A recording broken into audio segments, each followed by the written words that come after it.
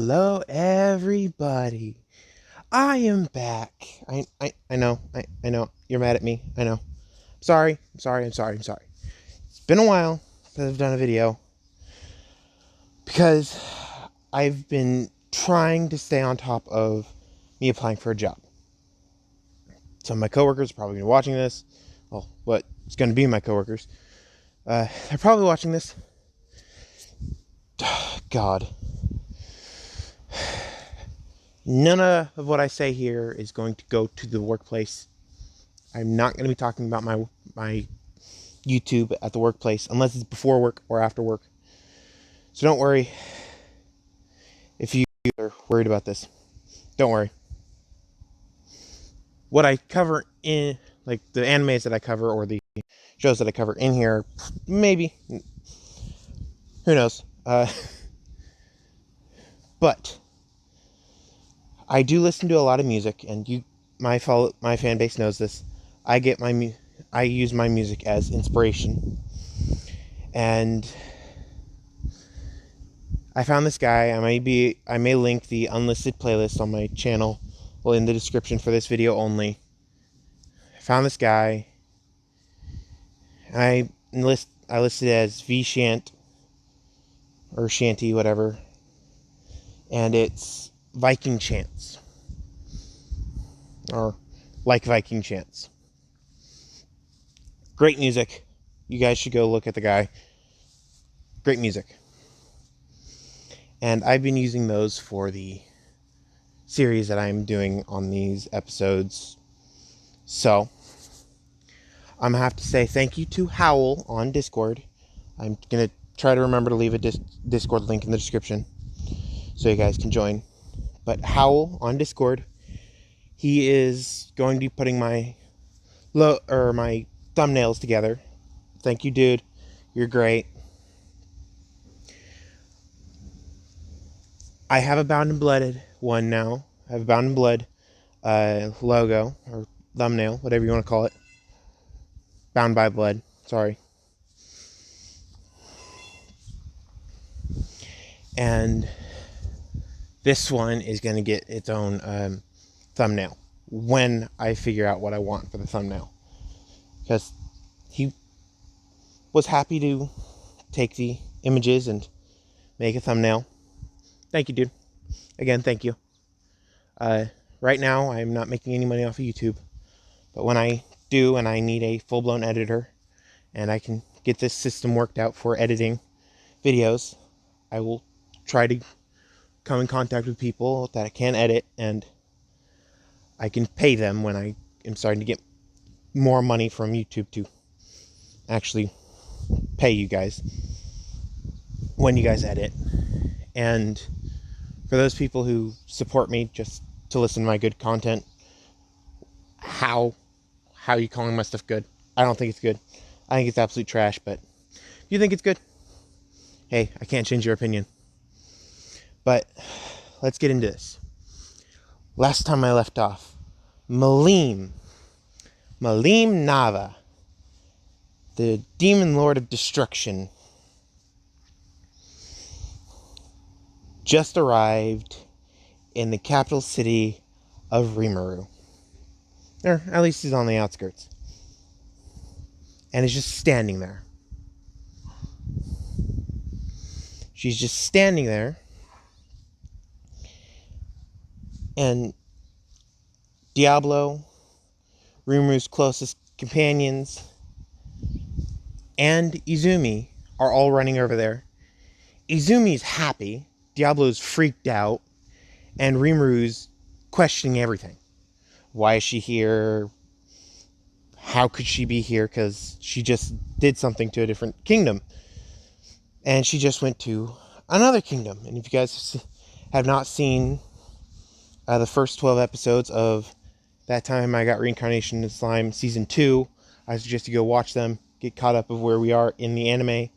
And remember, none of this, I've not read the light novel, none of this is a spoiler for the next 12 episodes. None of this I will try to not make spoilers, but I don't know what's coming up in the next 12 episodes because I haven't read the manga, or if there's a light novel, or whatever you call it. I've not read the comic book, and I know people are going to get mad at me for that. But American Terms, comic book, haven't read it. So, I know, flame me in the comments for saying comic book, but I haven't read it, don't know what's going to happen next, and there hasn't been any of the last 12 episodes. So, none of this is going to be spoilers if you haven't watched the last 12 episodes. This is going to be my own thoughts of what's going to happen. It's just a disclaimer that I need to get through to you guys before I continue. So, Malim has glazed over eyes, and she's just standing there. And Malim is super, super strong.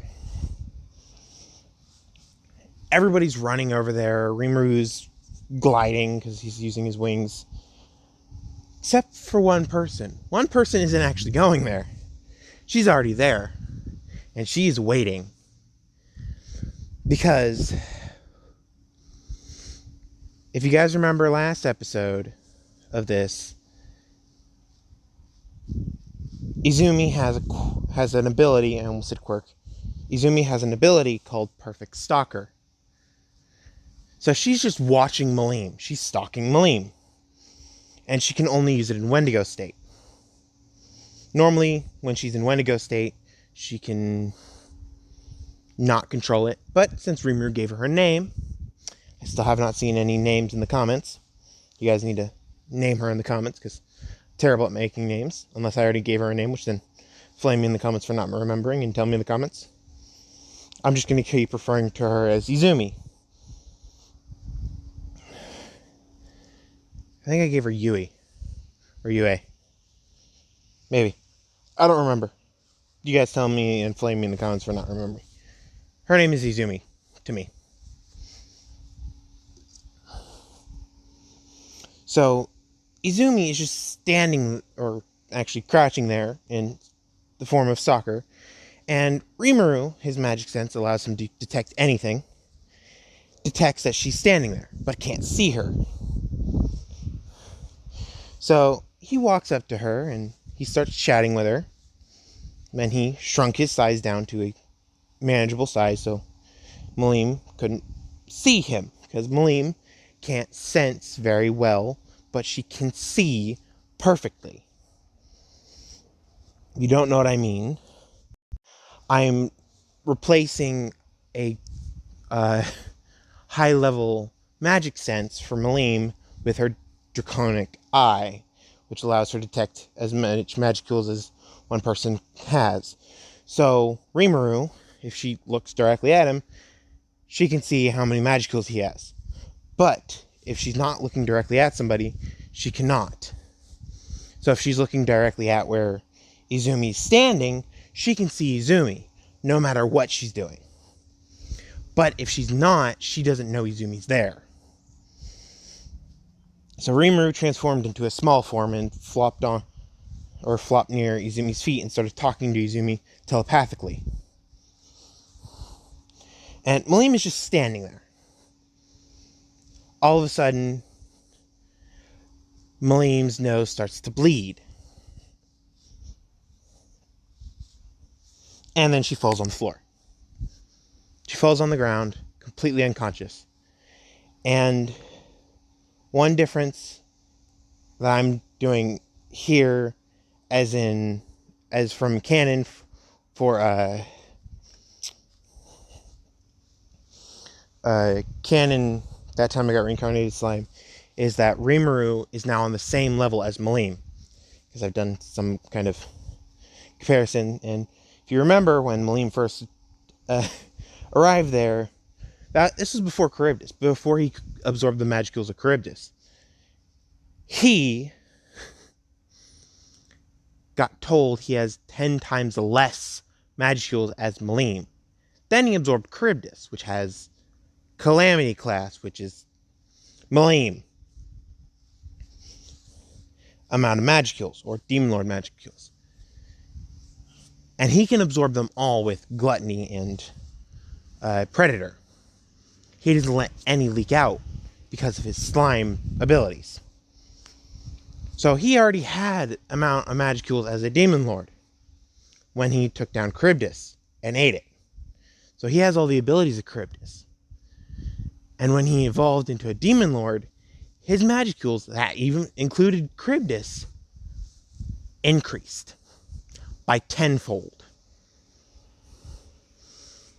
So Malim, being the strongest Demon Lord, is now no longer the strongest Demon Lord. And yes, Izumi is going to become one of the, not 12, but 13 people that are closest to Rimuru, because Izumi shows how valuable she is, and she labels Rimuru as part of the family. And her family title changes. It doesn't just say family. It says mafia. And if you guys know the history behind mafias, most mafias, if you're going by the old depiction of them, have a very close family bond. So if you're not part of the family and they don't allow you into the family, they don't like you. So once Rimuru gave her a name, Rimuru got a notification that he gained a new skill, Godfather.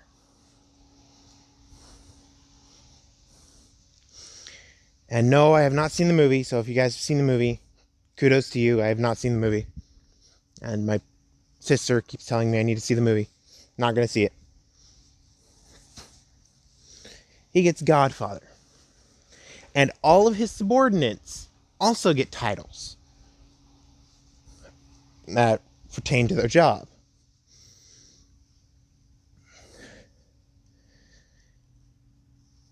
So, Rimuru is now the boss of a mafia. That's the...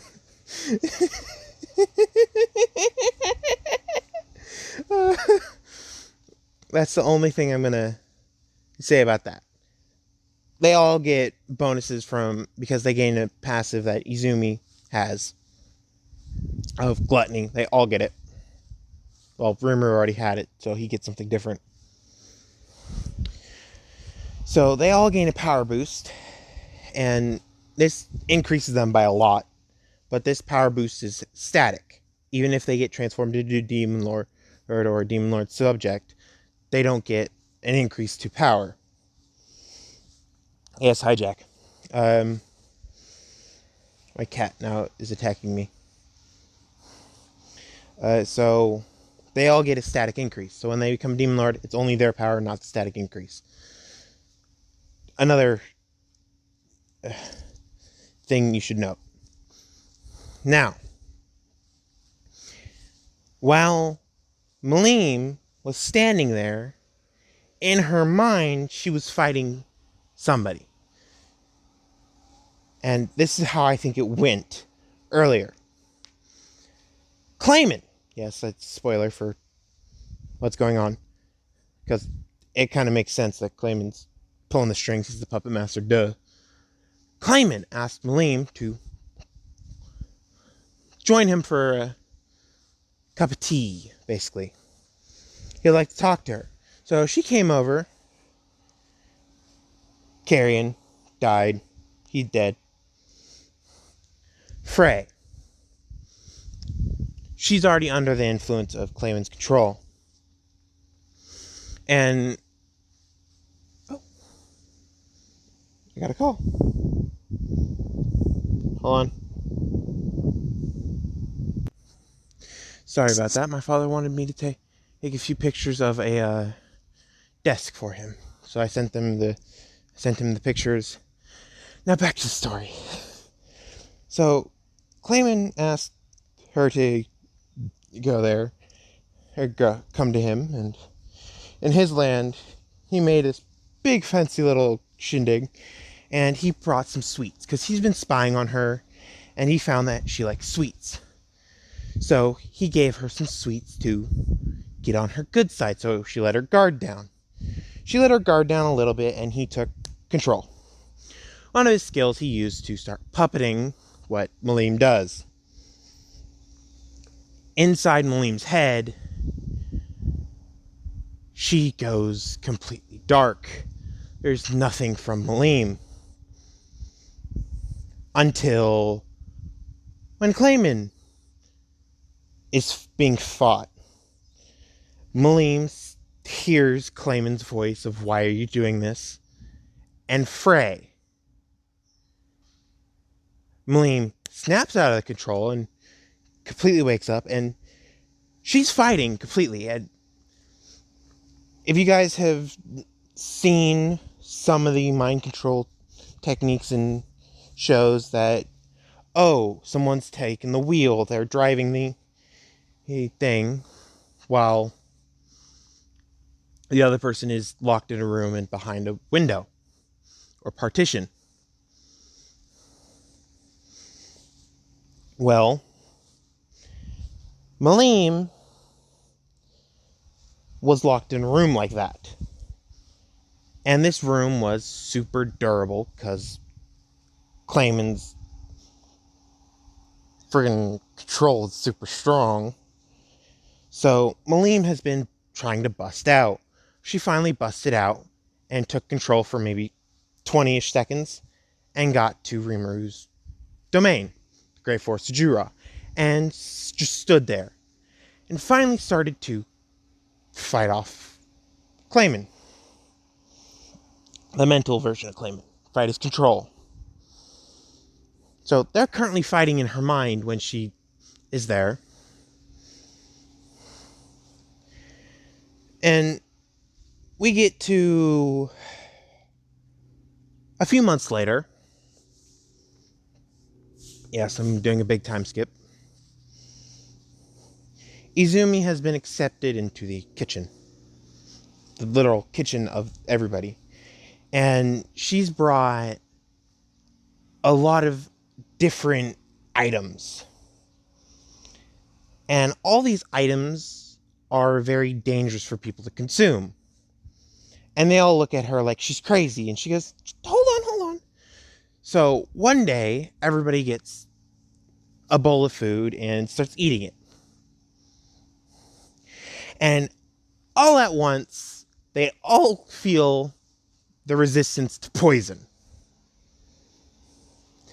And Rimuru walks over to the cooks and asks, "Who cooked this meal?" And he gives a sweet little smile, and Izumi walks out being like, "I did."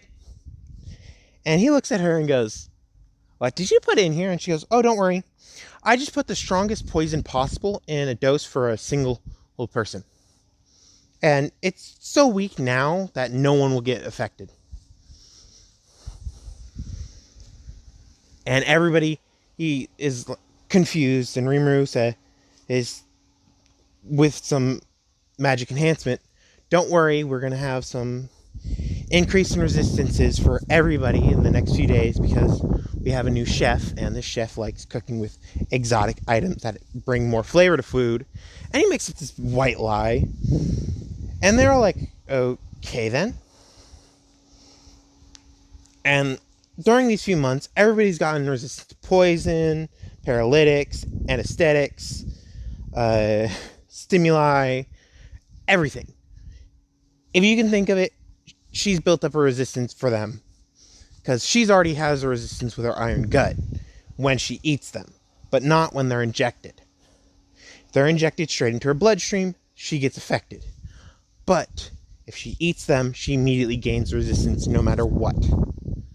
So she just straight up ate the plants that do these two people. And she gained the resistance pretty much instantly. So she was told to go out and hunt with the hunting crew. And she asked, what do they plan to hunt today? And they said, we were planning on hunting a few ants, or maybe even some crabs, or maybe spiders. And she goes, "Ooh, spiders sound good." 5 hours later, they bring back 2 spiders. They bring back a female spider, and everybody is looking at them like they're crazy. And then they bring back a male spider, which everybody's like, that's normal. But then they look at the female spider again.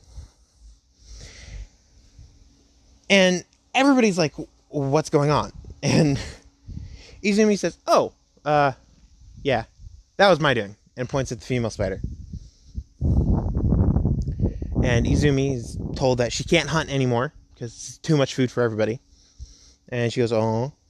So she goes over to the blacksmithing area, and she learns the blacksmith from Kaijin. And Kaijin sees that she picks up on stuff very quickly and says that she can come over as many times as she wants, but every time that she does, she's going to have to make something harder and harder that Kaijin specifically makes for her to make harder. And she says, okay. So she goes back every few days, and she's still cooking. This is during the months that Malim has been out. And finally, Rimuru walks in and says, we need to get Malim a weapon. And Izumi, he says, what is her favorite fighting style? And he goes, I don't know.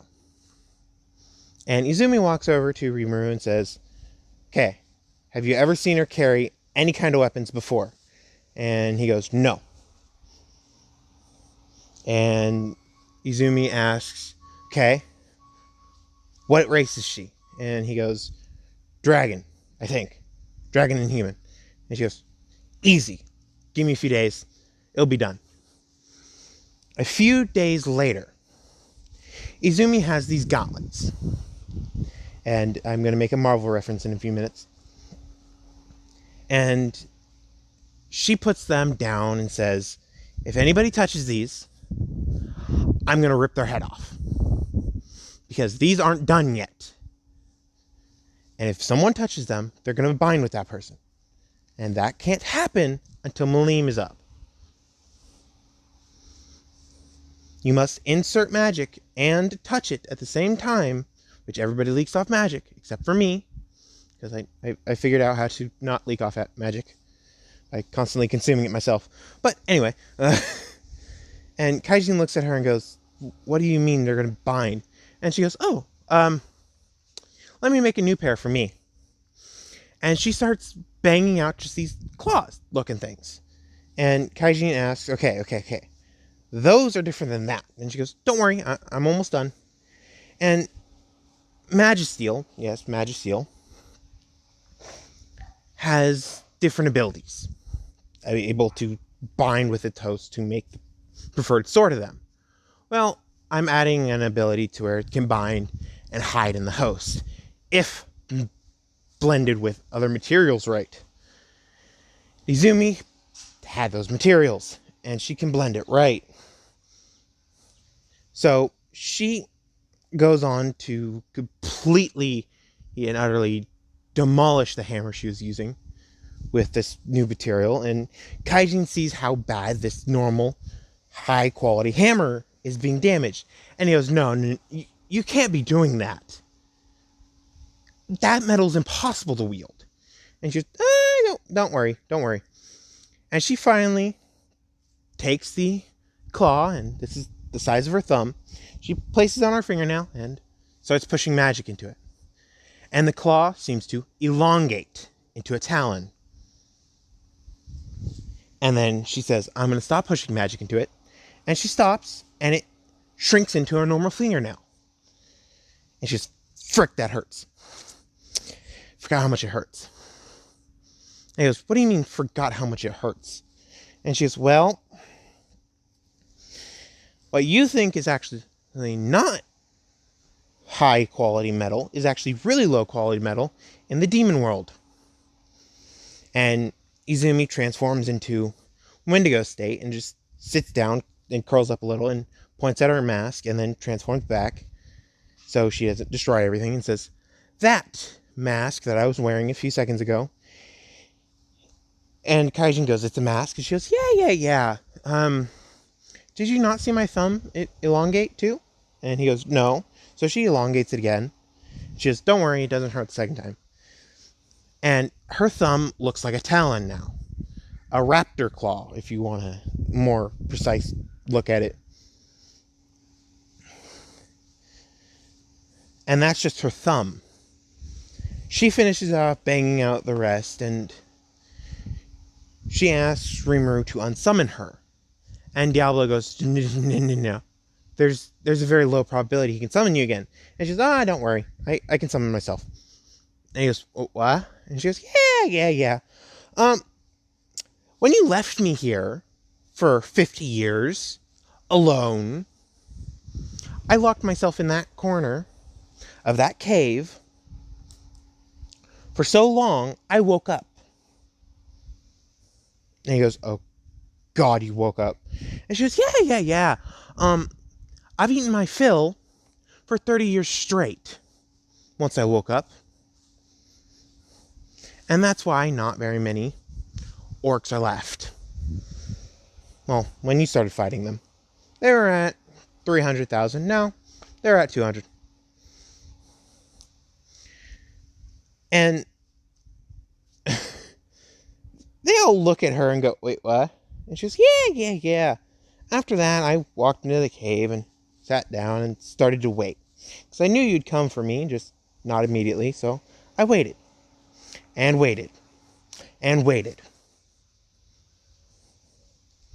And you finally came for me. And she walks up to him after saying this, Diablo, and backhands him into a wall and says, I'll fix that when I'm back. Please send me. And he goes, sure. So he unsummons her. She goes back into the demon world. She collects a few things and uses her item bag that she literally built herself in the demon world. And she's had to survive with Diablo for her own. So in the demon world, there's materials that aren't found in the normal human world. And they're only able to go into the human world if they're stuck in an item bag. So she took many years to make an item bag out of the demon world, and she made it to where it's tethered to the human world. So everything she puts in the item bag goes into the human world. And she can put her hand in and take the stuff out of the human world and pull it into the demon world. The only one who can use it is her and Diablo. So, she walked in to her old home with Diablo, and this is a demon world. It's the complete opposite of the human world. Dark, dreary, everything's trying to kill you kind of world. And she picks up a few rocks, puts them in the bag, and then opens the bag super wide and starts going through it. And when she does, she pulls the string and the bag inverts. And it's now connected to her home in the demon world. And Diablo sees that, senses her in the human world again, and he goes, oh God, she can. And the next few days, he doesn't sense her anymore. He goes, oh God. So he's flipping out, and Malim finally wakes up, and the gauntlets have been put in a box that no one can open except for Rimuru and Izumi. Because Izumi has a key, and Rimuru can manipulate his slime to make a key. So Izumi senses that she's up and drops the stalker ability and immediately goes to get the armor. She grabs the armor, and some of the runes on the armor, yes, they're going to be runes, are anti-mind control runes. And Malim sees where she is, and she starts attacking everything until Izumi shows up. But Izumi just grabs her by the face, slams her to the ground, and straps on one of the gauntlets. And Izumi, strapping on one of the gauntlets, quickly, he backed off, and since Malim was radiating magicules, she immediately fused with the gauntlets, and the gauntlet became part of her. So Carrion immediately got kicked out.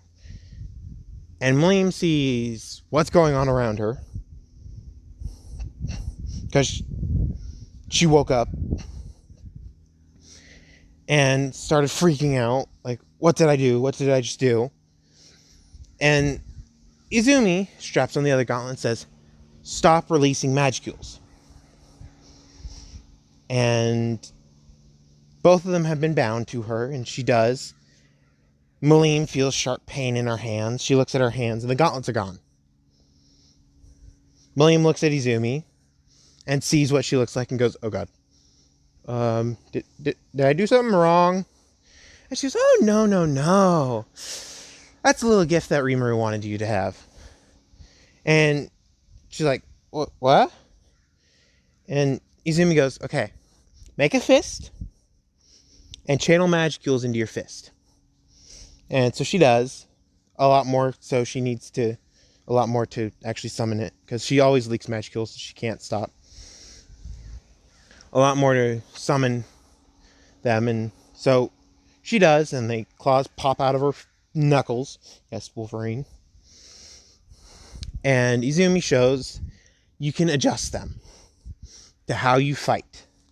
And she shows these sharp talon-like claws from like a bird now, because she originally made them in the shape of a raptor claw for when they transform. Now they're bird-like talons. And Maleem looks at them and goes, cool.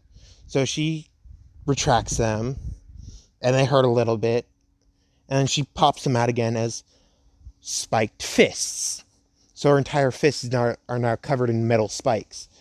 The front of her knuckles, the back of her knuckles, and just a random pattern on the back of her hand and her knuckles in the front of her fists.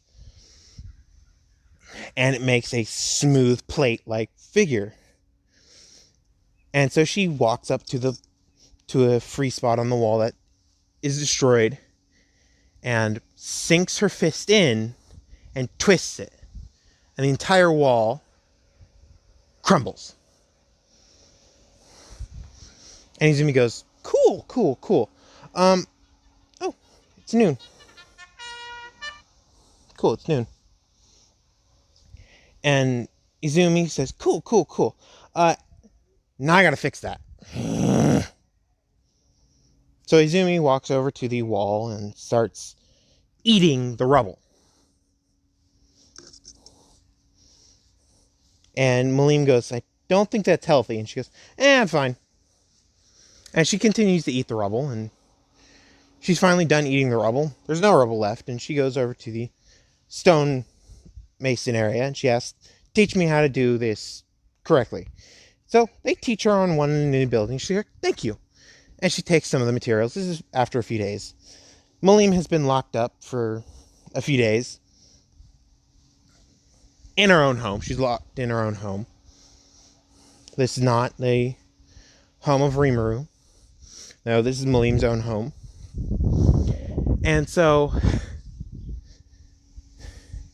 she's just been there getting one meal a day.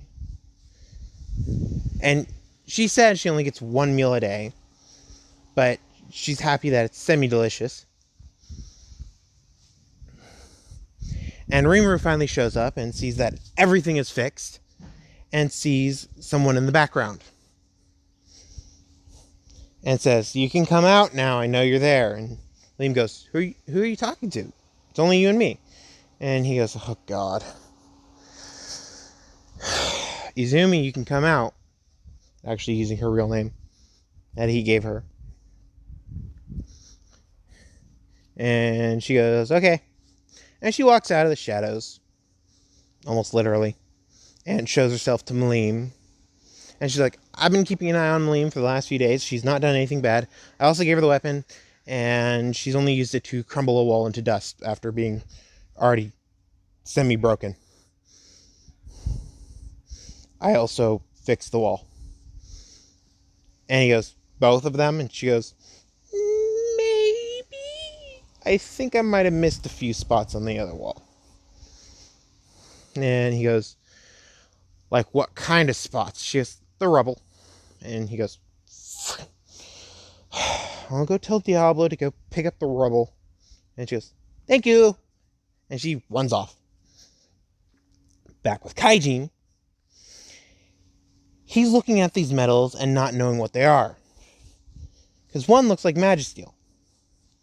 And she goes, and he goes, what is this? Is this just Magisteel? And she goes, no. This is Soul Steel. The strongest metal in the demon realm. And I'm going to make you a hammer out of it. And he goes, what? And she goes, oh, no. Don't give me the, what? Soul Steel allows it to bind with your soul. Makes your soul more powerful, which means, which in turn extends your life a little. And increases your strength and other stuff to help you with what you do.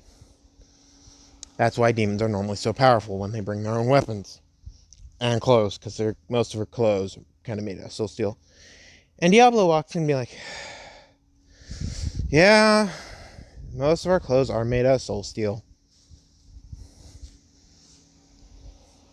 So Kaijin looks at him and goes, is that why your clothes changed when he gave you your name? And he goes, yeah. How should I say this? The Soul Steel upgraded. And she goes, yeah. It kind of upgrades when you get a name from a stronger life form, or just get a name in general that you accept. So you will also become able to get a soul name, which is what normal monsters get when they get a name, is a name etched into their soul. You'll also be able to get one when you bind with Soul Steel. And Kaijin looks at her and goes, what? And she goes, don't worry. You'll understand when you bind. And so she goes to the forge and she puts her hand in it. And when she put her hand in there, her entire arm changed into the Wendigo state.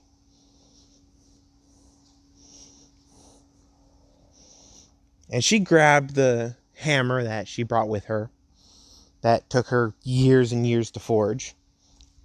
And it upgraded, since it's part of her. It upgraded when she got a name. It doesn't have a name yet, so she hasn't been able to think of one. And she finally thought of one when she got her name. Hephaestus. Or Hephaestus, whatever you want to say. Hephaestus, the smithing god. So she starts beating crap out of this super tough metal. If you guys think of titanium, how that's almost indestructible when you're normally punching with your human hand. Well, that's what it's like in ore form. So she's beating the crap out of it, and she finally beats it to a good image of a hammer. And if you guys have seen Danmachi at all, you'll remember a scene with Hephaestus. She picks up the hammer that has a crystalline back to it. Yeah, he hit the front of it to increase its strength. So only the front is black, the rest is crystalline, with a crystal handle. And so she's finally done beating the crap out of this metal. She finally reverts her arm back, and she looks dead tired. She never looks dead tired. And she hands it to Kaijin. She hands one to Dord and the last two brothers. She hands the armor working one, a tiny one that will help him with his crafts. She also made needles for him that will easily puncture through any material. She made one for silent one. I think it's Dord. She made one for him. This one will easily put in nails and He'll also levitate nails where he needs them, so he doesn't need to put his hand there. But only nails. It only works on nails. And then the last one is the jewelry smith will actually help him infuse mana into the jewelry he makes. So it's easier to make jewelry with effects. And she hands it to all of them and handed the needles over. And she says, you must make all of them get a name. And then you must have Rimuru accept your name as one of his true subordinates. That is when it will upgrade to Soultanium. And yes, Soultanium is soul and titanium smashed together. I know, unoriginal. So, they go to Rimuru and they ask for him to give them names, and he says, you already have names, and they accept the names. They glow. They don't become anything besides elite dwarves. So the elite of the elite. They stay the same size. They just gain more muscle density and magical density, and their weapons upgrade, or tools upgrade. And Izumi explained to Rimuru what he just did, and Rimuru asked, can they make better equipment like this? And she goes, definitely. And you'll never have to replace Kaijin's hammer or any other tools ever again, except for the nails. Nails have to constantly be replaced. Because I can't kind of make an infinite nail. I could, but then you'd have to remove it from one place and put it in another place. But beyond that,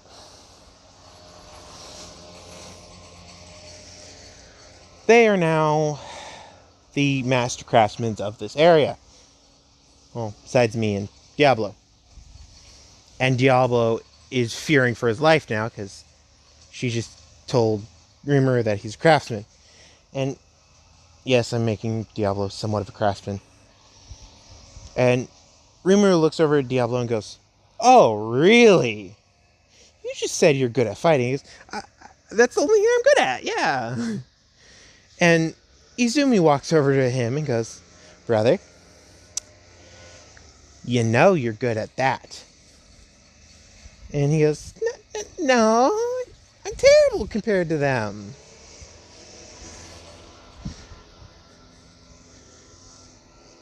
And she goes, oh, really? So she sticks a hand in her bag and she grabs something. And he puts his hand on hers and says, please don't. Please don't. No. Don't. And she goes, tell him or I will. And he goes, fine. So he tells Rimuru that he's a master craftsman for clothes. He's perfect. Everything he does is perfect. It's his hobby. And yes, I use that word like Ernest the Chevalier from Knights and Magic. It's my hobby, sire.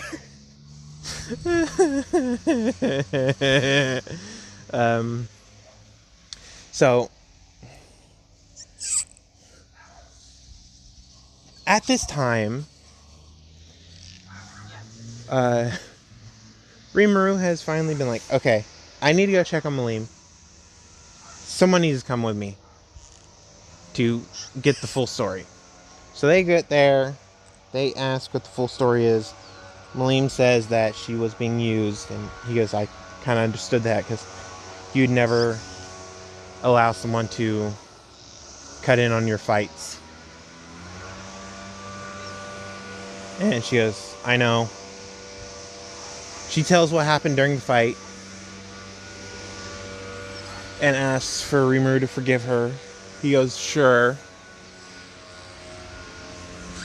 On one condition, you help take down Carrion. No, Clayman. Beast King Carrion. Clayman. If he helped take down, if she helped take down Clayman. And she said, sure, definitely. So I'm going to end it here for this one. I know, and this is a little little PA for everybody who takes an interest in my life and my health. I am perfectly healthy. It's just I'm being a little stressed by the paperwork that I'm doing for my job. And god damn it, those gardeners are at the worst time possible. But I'm a little stressed by my job because the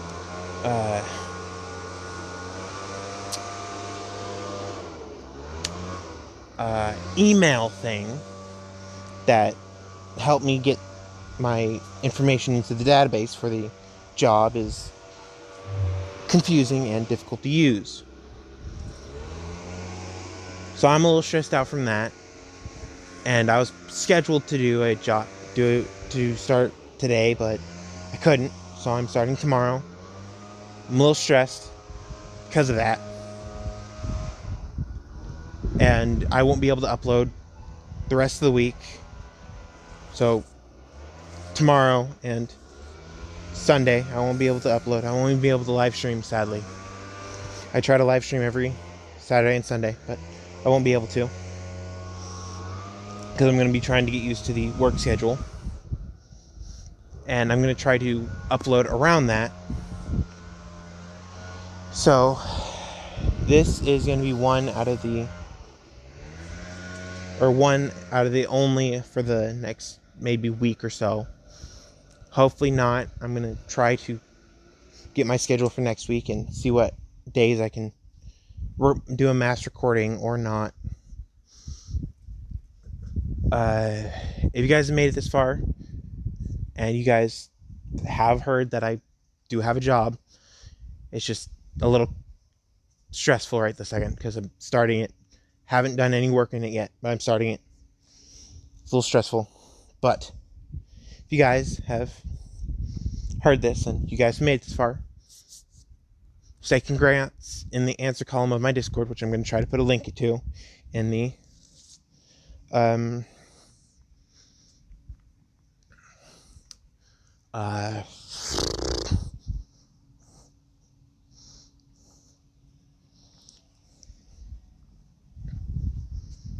description of this video. God, my brain's not working. If you guys have made this far, say Charybdis. I do not know how to spell that, but say Charybdis in the comments. And I'll immediately heart it.